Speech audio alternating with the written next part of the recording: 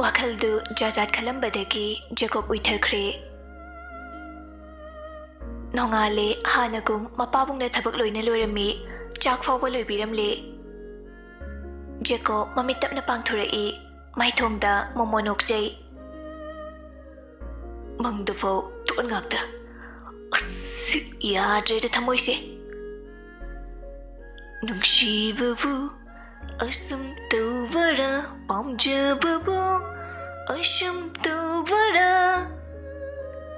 ꯔꯟꯕꯤꯔꯅ "ꯑꯍꯩ ꯊꯣꯏꯕ." ꯖꯦꯀꯣꯕꯅ "ꯄꯥꯕꯨꯡ, ꯑꯩꯈꯣꯏꯁꯨ ꯃꯇꯝꯗꯣ ꯀꯥꯜꯂꯛꯇꯦꯀꯣ, ꯑꯗꯨꯕꯨ ꯅꯊꯧꯗ ꯄꯨꯛꯅꯤꯡꯗꯤ ꯆꯪꯉꯨꯀꯣ." "ꯑꯁ ꯄꯥꯕꯨꯡ, ꯑꯩꯗꯤ ꯃꯇꯤꯛ ꯆꯥꯈꯤꯅꯤꯕ꯫ ꯂꯥꯛꯑꯣ ꯂꯥꯛꯑꯣ, ꯆꯥ ꯊꯛꯑꯔꯣ." "ꯍꯣꯏ ꯂꯥꯛꯑꯒꯦ." ꯌꯨꯝꯕꯥꯟꯕꯒꯤ ꯄꯨꯟꯁꯤ ꯈꯦꯠꯅꯔꯕ ꯏꯃꯨꯡꯅꯤ꯫ ꯃꯃꯥꯒ ꯃꯆꯥꯅꯨꯄꯤꯒꯅ ꯇꯨꯝꯂꯤꯕꯅꯤ꯫ ꯃꯄꯥ ꯃꯆꯥꯅ ꯆꯥ ꯊꯛꯃꯤꯟꯅꯔꯒ ꯋꯥꯔꯤ ꯁꯥꯟꯅꯔꯤ꯫ "ꯀꯥꯏꯗꯒꯤ ꯀꯅꯥꯒꯤ ꯃꯆꯥꯅꯣꯅꯦ ꯏꯆꯥꯅ ꯈꯣꯏꯗꯥꯖꯔꯨꯏꯗꯨꯕꯣ?" "ꯑꯁ ꯄꯥꯕꯨꯡ, ꯀꯩꯅꯣ? ꯃꯆꯥꯅꯨꯄꯤꯅꯦ ꯈꯣꯏꯗꯥꯖꯔꯤꯕ, ꯃꯄꯥ ꯃꯃꯥꯗꯤ ꯈꯣꯏꯗꯥꯖꯔꯨꯗꯦ꯫ ꯑꯗꯨꯅ ꯀꯅꯥꯏ ꯃꯆꯥꯅꯣꯒ ꯈꯪꯗꯦꯀꯣ." "ꯏꯍꯦ, ꯍꯧꯖꯤꯛꯀꯤ ꯃꯇꯝꯗꯗꯤꯅꯦ ꯃꯄꯥ ꯃꯃꯥ ꯈꯪꯕ ꯆꯠꯅꯔꯕꯅꯤꯅꯦ." "ꯃꯗꯣ ꯑꯩ ꯄꯥꯝꯗꯦꯕ ꯄꯥꯕꯨꯡ, ꯊꯛꯁꯤ ꯈꯥꯁꯤ ꯂꯩꯇꯕ ꯃꯥꯜꯂꯤ." "ꯍꯦꯔꯥ, ꯕꯦꯕꯥꯔꯗ ꯀꯥꯏꯅꯗ꯭ꯔꯒ ꯂꯣꯏꯔꯦꯗ, ꯈꯪꯅꯕꯗꯤ ꯀꯔꯤꯁꯨ ꯀꯥꯏꯗꯦ." "ꯌꯥꯔꯣꯏ ꯍꯥꯏꯕꯅꯦꯃꯤ ꯄꯥꯕꯨꯡ, ꯃꯤꯑꯣꯏꯕ ꯍꯥꯏꯕꯁꯦ ꯋꯥꯈꯜ ꯑꯃꯠꯇ ꯃꯥꯟꯅꯗꯦꯕ꯫ ꯃꯄꯥ ꯃꯃꯥ ꯌꯥꯎꯅ ꯈꯪꯅꯔꯒ ꯍꯌꯦꯡ ꯀꯥꯏꯅꯈ꯭ꯔꯀꯥꯟꯗ ꯑꯇꯣꯞꯄ ꯃꯃꯥ ꯃꯄꯥ ꯑꯃꯨꯛ ꯈꯪꯅꯗꯣꯏꯔꯣ? ꯑꯁ ꯋꯥꯊꯤ ꯋꯥꯔꯦꯝꯅꯤ꯫ ꯑꯩꯒꯤ ꯋꯥꯗꯤ ꯅꯣꯏꯁꯨ ꯑꯍꯜ ꯑꯃ ꯑꯣꯏꯕꯒꯤ ꯂꯦꯝꯅ ꯂꯩꯖꯧ, ꯅꯍꯥꯒꯤ ꯋꯥꯔꯤꯗ ꯌꯥꯎꯕꯤꯔꯛꯀꯅꯨ꯫ ꯑꯩꯈꯣꯏꯁꯨ ꯑꯍꯜꯒꯤ ꯋꯥꯔꯤꯗ ꯌꯥꯎꯖꯔꯣꯏ." "ꯍꯣꯏꯗ ꯍꯣꯏꯗ, ꯀꯥꯏꯅꯈꯤꯕ ꯍꯥꯏꯕꯁꯤ ꯌꯥꯝꯅ ꯋꯥꯕꯅꯤ꯫ ꯒ꯭ꯌꯥꯟ ꯇꯥꯅ ꯈꯪꯅꯖꯧꯗ, ꯏꯆꯥꯅ ꯋꯥꯕ ꯄꯥꯕꯨꯡꯅ ꯌꯦꯡꯕ ꯉꯝꯂꯣꯏ." "ꯑꯁ ꯄꯥꯕꯨꯡꯁꯦ ꯀꯥꯏꯅꯈꯤꯕ ꯃꯥꯜꯂꯤꯗ, ꯑꯁꯤꯒꯤ ꯇꯨꯟꯗꯨꯟꯁꯤꯗ ꯈꯨꯗꯤ ꯊꯤꯈ꯭ꯔꯤꯔꯣ?" "ꯅꯣꯏ ꯄꯨꯄꯨꯒ ꯕꯨꯕꯣꯛꯀꯅꯅꯦ ꯑꯩꯕꯨ ꯌꯥꯝꯅ ꯋꯥꯔꯧꯈꯤꯕꯅꯤ ꯅꯃꯥꯁꯦ ꯄꯣꯔꯛꯄꯗ꯫ ꯊꯥꯏꯅꯗꯒꯤꯅꯤ, ꯅꯕꯣꯛꯅ ꯁꯨꯡꯌꯥ ꯌꯥꯔꯝꯗꯦ꯫ ꯑꯩꯅ ꯁꯣꯏꯔꯨꯕꯩꯅꯤ ꯑꯗꯨꯕꯨꯗꯤ꯫ ꯑꯩꯅ ꯃꯅꯥ ꯃꯅꯤꯟ ꯅꯥꯏꯗꯈꯩ ꯍꯣꯠꯅꯔꯤꯁꯤꯅꯤ, ꯊꯥꯏꯅꯗꯒꯤ ꯃꯔꯤꯜ ꯇꯥꯔꯛꯂꯕꯅꯤ." "ꯄꯥꯕꯨꯡꯅ ꯅꯨꯄꯤ ꯋꯥꯔꯛꯄꯗꯤ ꯍꯩꯇ꯭ꯔꯒ." "ꯊꯣꯏꯕ, ꯄꯥꯕꯨꯡꯅ ꯌꯨ ꯉꯥꯎꯔꯒ ꯅꯃꯥꯗ ꯀꯥꯔꯟ ꯇꯥꯔꯨꯔꯦ꯫ ꯃꯇꯝꯗꯨꯗ ꯈꯨꯗꯛꯇ ꯀꯩꯅꯥ ꯀꯠꯈꯤꯕꯅꯤ, ꯑꯗꯨꯅ ꯃꯥꯅ ꯑꯗꯨꯝ ꯉꯝꯂꯒ ꯂꯥꯛꯑꯕꯅꯤ꯫ ꯈꯤꯇꯪ ꯐꯨꯔꯨ ꯆꯩꯔꯨꯕꯗꯅꯦ ꯃꯄꯥꯝꯒꯤ ꯃꯕꯨꯡ ꯃꯧꯄꯥꯅ ꯑꯩꯕꯨ ꯂꯣꯀꯞꯇꯒ ꯊꯝꯂꯤꯕꯅꯤ꯫ ꯑꯣꯏꯔꯔꯣꯏ, ꯌꯥꯔꯣꯏ, ꯏꯔꯥꯏꯕꯛꯀꯤꯅꯤ ꯈꯜꯂꯒ ꯉꯁꯤ ꯐꯥꯎꯕ ꯂꯩꯃꯤꯟꯅꯔꯛꯏꯁꯤꯅꯤ꯫ ꯒ꯭ꯌꯥꯟꯒꯤ ꯋꯥꯗꯤ ꯃꯄꯣꯛꯁꯤꯃꯒꯤ ꯇꯥꯔꯣꯏ꯫ ꯑꯗꯨꯅꯅꯦ ꯊꯣꯏꯕ, ꯏꯃꯨꯡꯁꯤꯗ ꯒ꯭ꯌꯥꯟ ꯇꯥꯕꯤ ꯄꯥꯝꯃꯤꯀꯣ ꯄꯥꯕꯨꯡꯗꯤ." ꯖꯦꯀꯣꯕ ꯋꯥꯈꯜꯗ "ꯁꯣꯏꯗ꯭ꯔꯦ, ꯑꯁꯤꯗꯒꯤ ꯍꯦꯟꯅ ꯅꯣꯁꯇ꯭ꯔꯣ ꯆꯠꯄꯤꯅꯤ ꯄꯣꯔꯛꯇꯣꯏꯁꯦ꯫ ꯄꯥꯕꯨꯡꯒꯤ ꯗꯁꯥꯗꯨ ꯑꯩꯉꯣꯟꯗꯁꯨ ꯇꯥꯗꯣꯏꯅꯤ." "ꯍꯣꯏ ꯄꯥꯕꯨꯡ." "ꯁꯛ ꯊꯤꯕ ꯐꯖꯕ ꯏꯁꯣꯔꯅ ꯁꯦꯝꯂꯛꯄꯅꯤ, ꯑꯗꯨꯒꯤꯗꯤ ꯀꯩꯁꯨ ꯈꯜꯂꯨꯅꯨ꯫ ꯁꯦꯜ ꯍꯥꯏꯕꯁꯦ ꯇꯥꯜꯂꯒ ꯐꯪꯕꯅꯤ, ꯂꯝꯆꯠ ꯁꯥꯖꯠꯇꯤ ꯈꯤꯇꯪ ꯁꯣꯏꯈꯤꯕꯗꯅꯦ ꯍꯟꯖꯤꯜꯂꯨ ꯌꯥꯗꯕꯅꯤꯀꯣ." ꯃꯄꯥꯅ ꯇꯥꯛꯄꯤꯕ ꯇꯝꯕꯤꯕ ꯖꯦꯀꯣꯕꯇꯤ ꯑꯉꯥꯡ ꯑꯣꯏꯔꯤꯉꯩꯗꯒꯤ ꯂꯧꯔꯛꯏ, ꯑꯗꯨꯕꯨ ꯃꯃꯥꯒꯗꯤ ꯁꯨꯛꯆꯥꯟ ꯆꯥꯟꯅꯔꯛꯇꯦ꯫ ꯖꯦꯀꯣꯕꯅ "ꯑꯐꯕ ꯏꯃꯥ ꯑꯃ ꯄꯤꯌꯨ, ꯄ꯭ꯔꯤꯊꯤꯕꯤ ꯖꯣꯏ ꯇꯧꯒꯦ ꯍꯥꯏꯅꯩ꯫ ꯑꯩꯒꯤꯗꯤ ꯑꯐꯕ ꯅꯨꯄꯤ ꯄꯤꯌꯨ, ꯄ꯭ꯔꯤꯊꯤꯕꯤꯁꯦ ꯖꯣꯏ ꯇꯧꯒꯦ." "ꯑꯁ, ꯏꯇꯨꯁꯨ ꯁꯣꯅꯣ ꯆꯨꯕꯤ, ꯏꯃꯥꯁꯨ ꯁꯣꯅꯣ ꯆꯨꯕꯤ, ꯑꯩ ꯋꯥꯗꯣꯔꯤꯗ." ꯔꯟꯕꯤꯔ ꯉꯛꯅ "ꯑꯍꯩ ꯀꯩꯅꯣꯅꯦ ꯏꯆꯥꯅ ꯍꯥꯏꯁꯤꯕꯣ?" ꯖꯦꯀꯣꯕ ꯀꯥꯎꯗꯅ ꯃꯄꯥꯕꯨꯡꯒꯤ ꯃꯃꯥꯡꯗ ꯂꯣꯏꯅ ꯍꯥꯏꯗꯣꯛꯈꯤ꯫ "ꯀꯩꯁꯨ ꯅꯠꯇꯦꯗ ꯄꯥꯕꯨꯡ. ꯑꯁ ꯑꯩꯈꯣꯏ ꯄꯂꯦꯝꯒ ꯆꯥꯟꯅꯗꯧꯕ ꯃꯧꯗꯤꯅꯦ ꯁꯪꯁꯥꯔꯁꯤꯗ ꯂꯩꯗꯧ ꯃꯥꯟꯗꯦꯕ ꯄꯥꯕꯨꯡ. ꯃꯤ ꯍꯥꯏꯕꯁꯤꯗꯤꯅꯦ ꯐꯠꯇꯕꯗꯒꯤ ꯍꯥꯟꯅ ꯂꯣꯏꯅꯒꯗꯕꯅꯤ, ꯑꯗꯨꯅ ꯂꯧꯁꯤꯡ ꯑꯣꯏꯕ ꯍꯦꯜꯂꯛꯇꯣꯏꯅꯤꯅꯦ ꯇꯨꯡꯗ. ꯑꯩꯗꯤ ꯕꯦꯠ ꯃꯌꯥꯝꯒ ꯂꯣꯏꯅꯔꯛꯄꯅꯤꯅ ꯗꯃꯥꯗ ꯁꯤꯡꯉꯦꯗ ꯄꯥꯕꯨꯡ. ꯅꯣꯏ ꯄꯨꯄꯨ ꯕꯨꯕꯣꯛ ꯈꯣꯏꯗꯤꯅꯦ ꯑꯗꯨꯛꯀꯤ ꯃꯇꯤꯛ ꯆꯝꯃꯤ, ꯃꯤꯁꯨ ꯐꯈ꯭ꯔꯕ, ꯃꯤꯅꯨꯡꯁꯤꯁꯨ ꯂꯩ, ꯃꯤꯒꯤ ꯃꯇꯦꯡꯁꯨ ꯄꯥꯡꯉꯤ. ꯑꯩꯒꯤ ꯏꯌꯥꯝꯕꯗꯨꯁꯨ ꯐꯈ꯭ꯔꯕ. ꯑꯁꯨꯝꯅ ꯌꯥꯝ ꯆꯝꯅ ꯏꯪꯅ ꯆꯤꯛꯅ ꯂꯩꯔꯛꯄꯅꯤꯅ ꯄꯥꯕꯨꯡꯗꯤ ꯐꯠꯇꯕꯒꯤ ꯂꯧꯁꯦ ꯀꯔꯤꯃꯠꯇ ꯈꯜꯂꯨꯗꯦ, ꯍꯩꯔꯨꯗꯦ. ꯑꯗꯨꯒꯤ ꯈꯨꯗꯣꯡꯆꯥꯕ ꯂꯧꯔꯒꯅꯤ ꯅꯣꯏ ꯅꯃꯥꯆꯧ ꯍꯣꯏꯅ ꯅꯃꯥꯁꯦ ꯑꯩꯉꯣꯟꯗ ꯄꯤꯁꯤꯜꯂꯛꯏꯕ. ꯅꯨꯃꯤꯠꯇꯨ ꯃꯔꯨꯞ ꯃꯌꯥꯝꯒ ꯆꯥꯛ ꯆꯥꯅꯕꯅꯤ.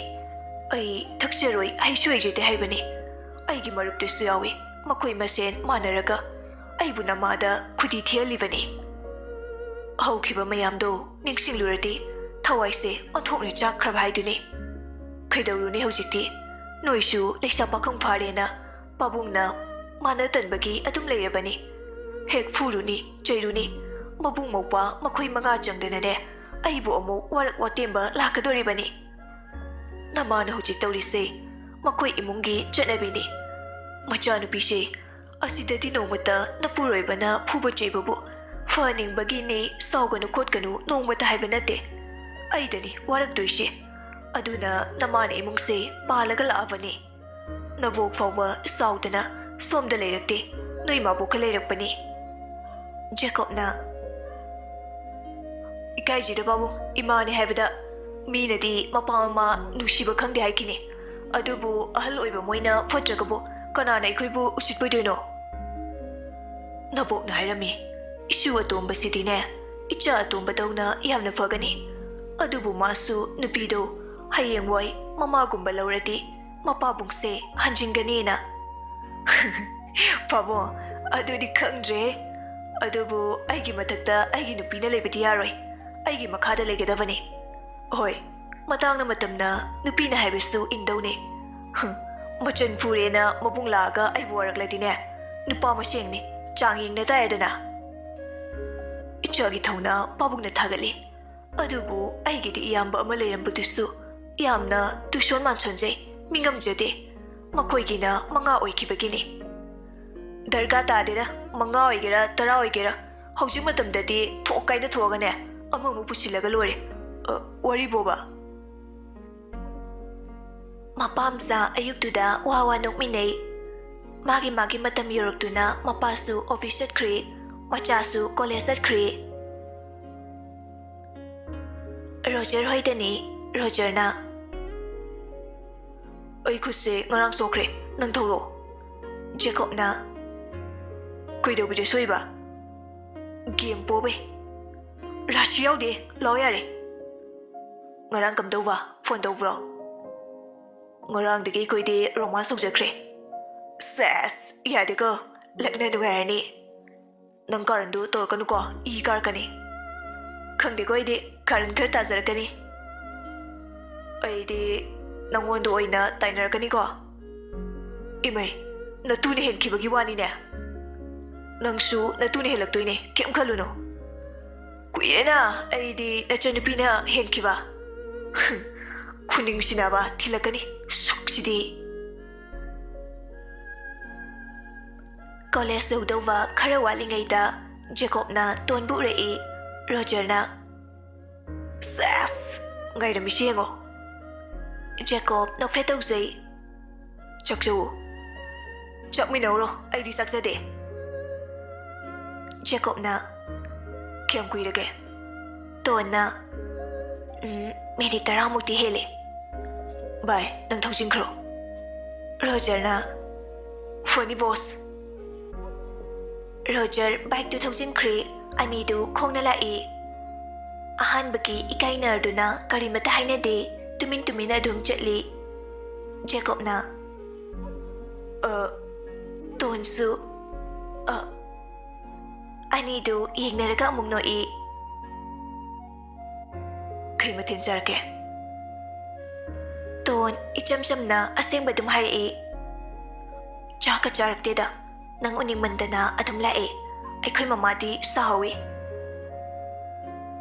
ꯖꯦꯀꯣꯕ ꯇꯣꯟꯒꯤ ꯆꯝꯂꯕ ꯃꯇꯧꯗꯨꯗ ꯃꯤꯠ ꯀꯨꯞꯇꯒ ꯌꯦꯡꯖꯩ ꯇꯣꯟ ꯑꯗꯨꯃꯥꯏꯅ ꯆꯔꯥ ꯍꯦꯟꯒꯅꯨ ꯅꯁꯥ ꯁꯣꯛꯀꯅꯤ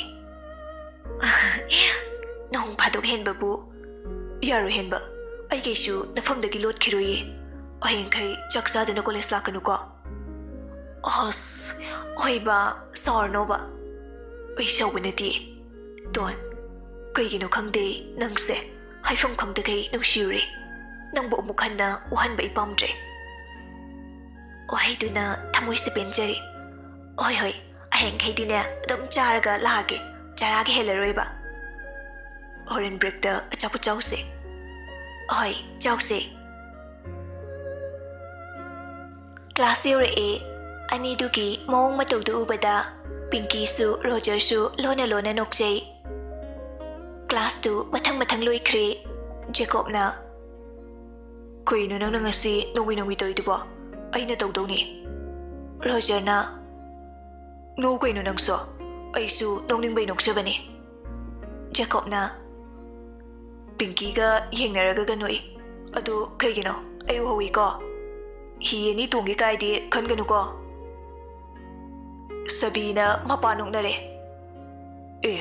Ay di kanjadaba do. Hoida adu noram gani amuk mangido. Tuan na. Jacob, Roger, lau, classy o play, chaklami kay no chau si. Roger na. Kang lido ka nang se at lauram ni. Jacob na. Iham kang bireda. Roger na. Ay sauluk tagi irum mulaga chabang ang banupi ni. Tuan na mo. Hai gumda na Roger. Ngay da amuk laki, jamina se. Yazare. Tu, siga jamina uro. Jacob pudi hayang way adum jamina ni na. Bye. Napagi record ka di tugara ka nuko. Kong na roy di. Jacob na. Fuwari kayo no. Nang da nupato. Nupi na haiba indaba. Nupalay taba ni ko. Nang su ay ko ebem na uluru umbidoy ni. Ungyong jasa no.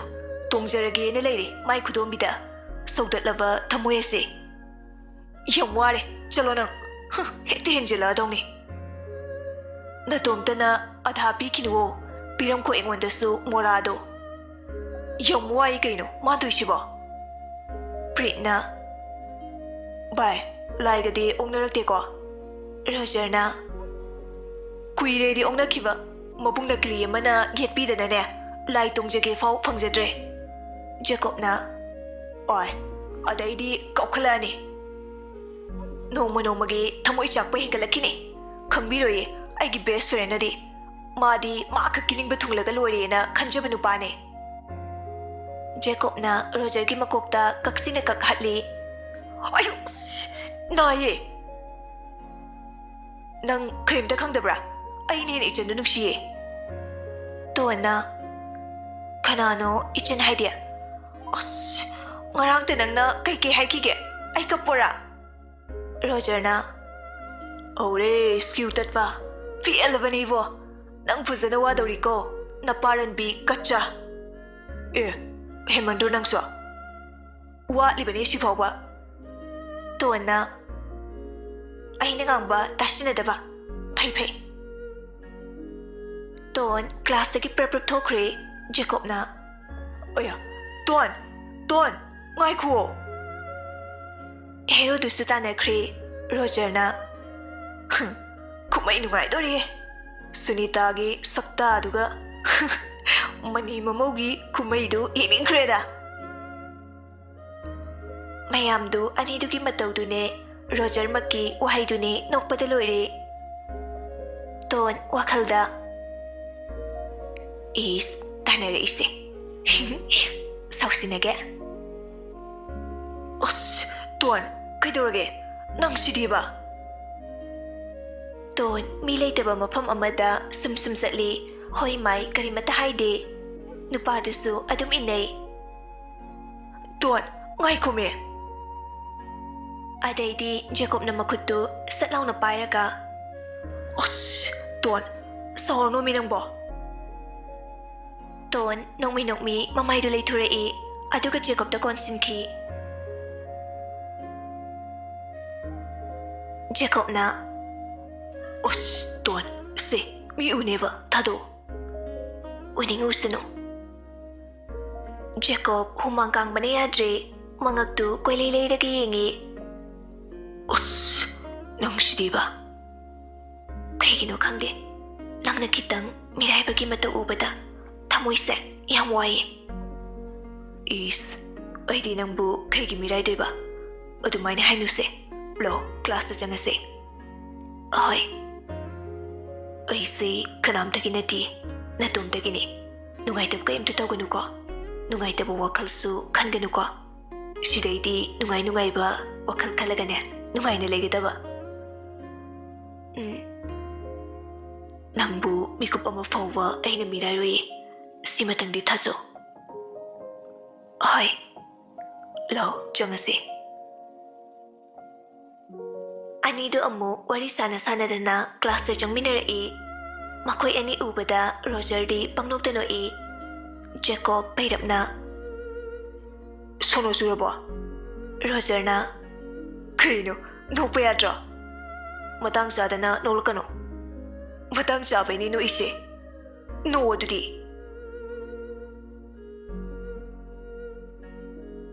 asumna Jacob na tonbu care lobiduna loinarakpana exam su hayeng tangairi Roger su masamatik chakhige abembu nungaina thambina bahaidana paukari mata phaunaramde marak Jacob hoida laklaga ujaba khaktani adusu unadabana ayamba ngaktani abemsu tuyep thadoini na mahaida pukning changlammi madi Roger bu kaisu thoidokna khanjarude mabungi marupni khallaga loine jakhibani hayengta exam ngairba matam asida Rosni do mukchen khri miyoibana gyan butadradi karibu takluni loine khanglibani imung sigi condition adubu aphabu wakhal khanbangam bi oramlati asumna tawroidabani Jacob ka mapabungati matha sabani yadre Jacob saurangnana oidi kemta ngamoi ko exam loidri pawa kemta habirakano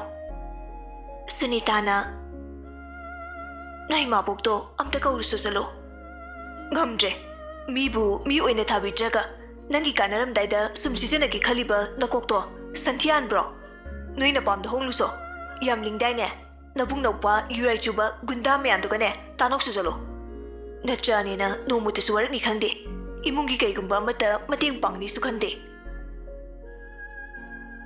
tanja duda Rose mapada phone tore e chatumbe Rose na babo imam ta pahelo se par oi Sunita na hello chatumbe Rose kamwang toraga ima ai sida leiba ngamaroi yamda dada puraga lage aima ichabu kaidorage ima ai se mirole kanglibane ba aduga chak thongba haite khangna makoina thongale hawi ga hauti ga aduga pung taruk hekta baga haugatlona idem pokni hinchabi dawna hekta laure ima makoi mayamle chabagi lukhaktu itomta da phengali ne ningon mawa nai khangdibi ama leibetusu kai mata mateng pangbide phone metlaga adumle ima ayam ware is moisho dudi henmalidana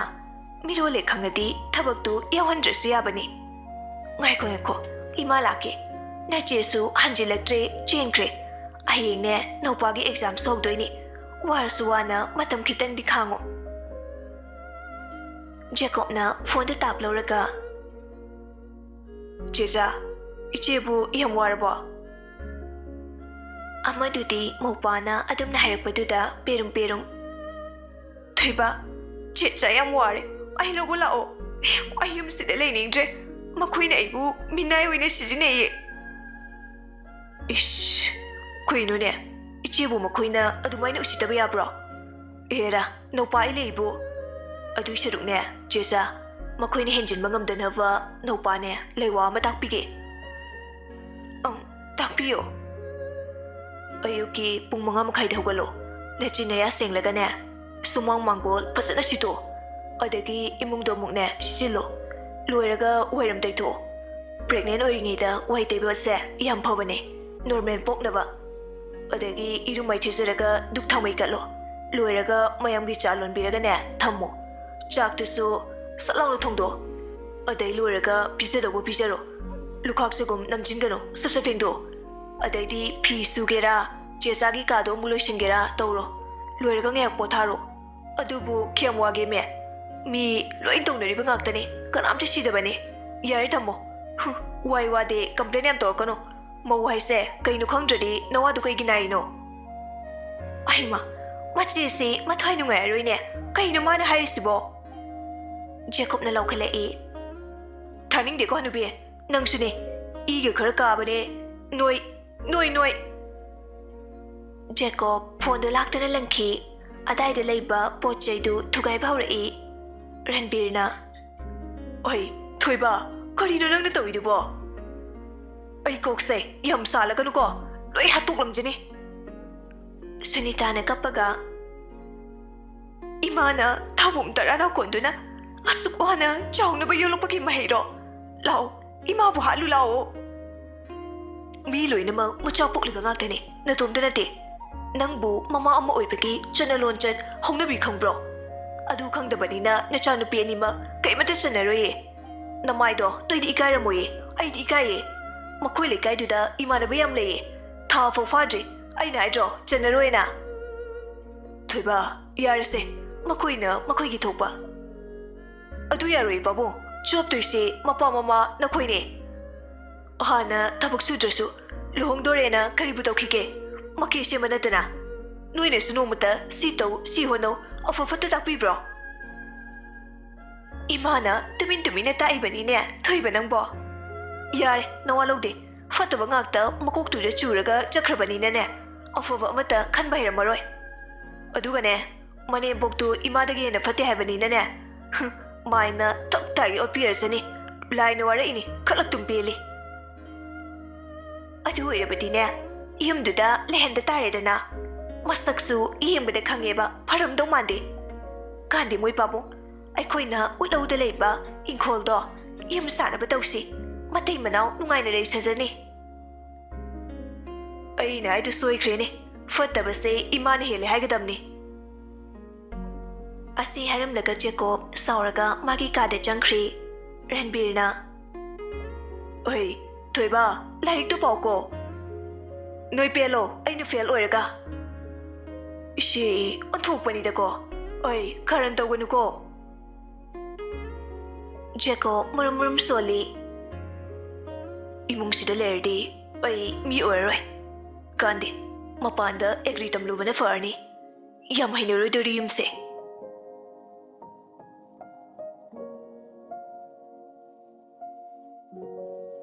Namita haukri. Nongalaga Sunita talasu upai leitabagi ngasigi oinadi thabak yamna farami macha haidokpa lakani na haraujai amaromdana macha tobidu waramlani khalubata amuksu thawai nungaijate Ranbir su mating budi pangbirami macha nupadi exam ni na haudok chadre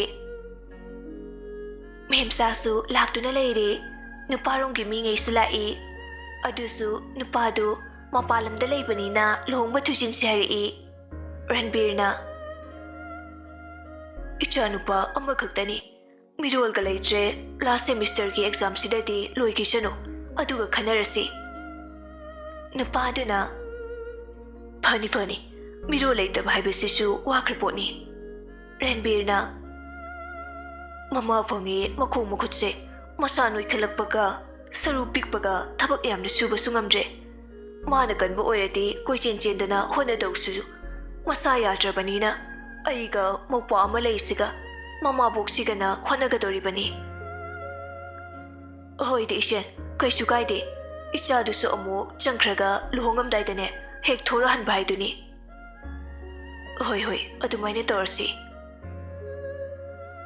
Asumna wari watai shanaraga nupa mayum gi mi ngai su hanakre Jacob su exam ni na Roger ga hone dabi college to lai Roger shulerami Roger na kitanga na lakpya jo Jacob na Bye mathayam na sai Amuki dorage Aikoi che cho muk chen khre Ba alo he aduna mo kram kan hongdui ba Nupa do mapalam da lei hai Nupi karba nisa karba da mira sukhang de edudi aduna lohongba thusin sharakpani Babungna miro leite aikoi exam siloiraga khana sai khibani Hoi da vai chahi de chap jarabani panja khrasano Mayum pan khibagi nate matha sai se mi mayum duda amta chanaro hebani Ho chanagera chanaroira makhoina thokpa maina leijakhisani Kai de leijabano ngarang desu cheja do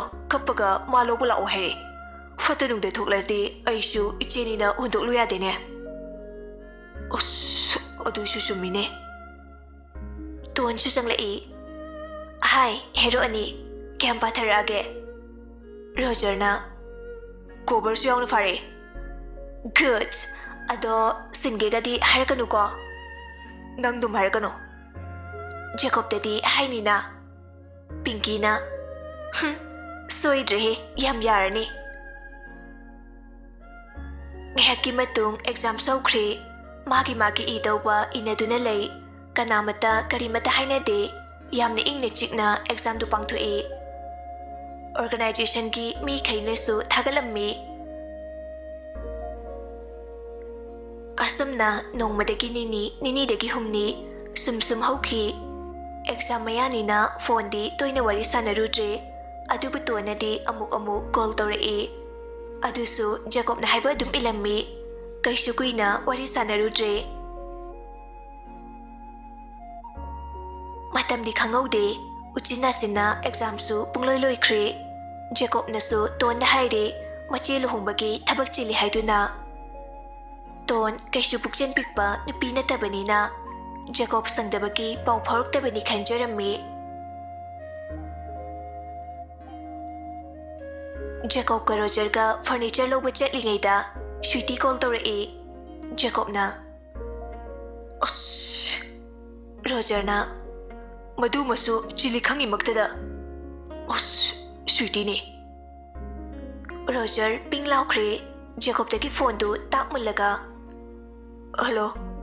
Sweetie na. Jacob kaidawrige. Roger na. Sweetie. Nang saudi sauno. Ay tonyam nungsi. Nanga sumaina pau phaunaradi aibu mana warukiba yai. Yaragadi pau phaunaroi si. Adugane pangladi na punsido khra wajatare. Nungsinai ni haiduna mayamangda so tawdana relation thamdana koiba chatpada konadana loinauraga tokna khrakanda kari oikani haibadu khanba ngamdradi wajataba. Nungsinaba khudima thungnadabani. Kainagani khalaga nungsinakibadi pakni yoramoi. Thamoi sengba kya fawwa kainariba ngaktani. Punchi khongset asida tungda kari oirakani. Aina si tawkhradi miyamna aibu kari haibini. Aigi tungi punchida kamdauwa. Yamna wakhalse khanba mathau tai. Ngihak ki apambadu pangthoknaradi wajagedani. Nupana pana horsu nupini yadradi upai lebe natte. Jail da fawwa namsinbe yai. Mado noi kegi khangdrino. Nasana yana thangjingluraba khongthangado. Nangsu mau khanginglubagi natro. Jacob na. Ima khoinigishide. Roger na. Ay pure pakhangni. Lukhak janingde. Mingondasu nongmada lukhak pijage khanjakide. Thamage ko.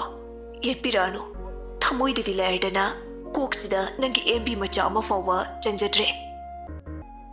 Asi haraga phone da patkak thatle. Jacob na. Are. Karino nangna thiriba rep ma'am dubo. Kibu kine. Roger na. Sidaidi phone jaga tawraroi. Wai sangabani. Aina haingamda lerambani. Bye Shiba, thank you. Roger na. Tukache, chatho saida kolakano.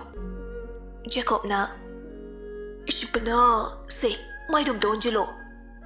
Roger na. Practice to gara. Hinjila dawni. Ay suite nang suiramoy. Ora minar siro. Jacob na.